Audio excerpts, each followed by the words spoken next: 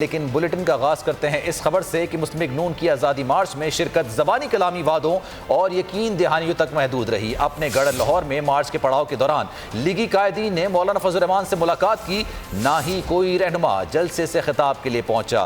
خرم دستگیر خان کہتے ہیں کہ نون لیگ کی شرکت 31 اکتوبر کے جلسے تک محدود ہے۔ دھرنے کا فیصلہ رہبر کمیٹی اجلاس میں کیا جائے گا۔ پی پی رہنما قمر زمان کائرہ بھی حاضری لگا کر چلتے بنے۔ آزادی مارچ آج رات گجر خان میں پڑاؤ ڈالے گا۔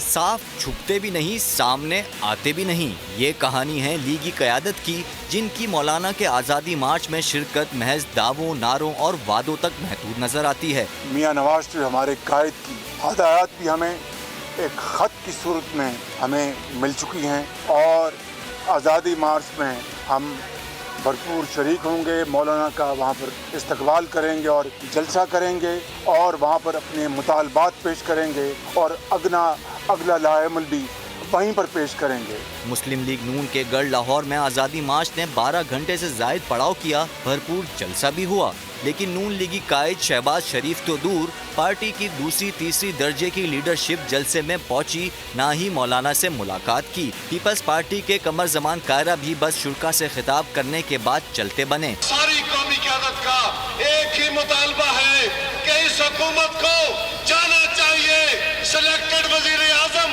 گھر جائے۔ لاہور میں پڑاؤ کے بعد JUIF کے آزادی مارچ کی اگلی منزل اب گجرانوالہ کے بعد گوجر خان ہوگی، جہاں شرکا رات بسر کریں گے۔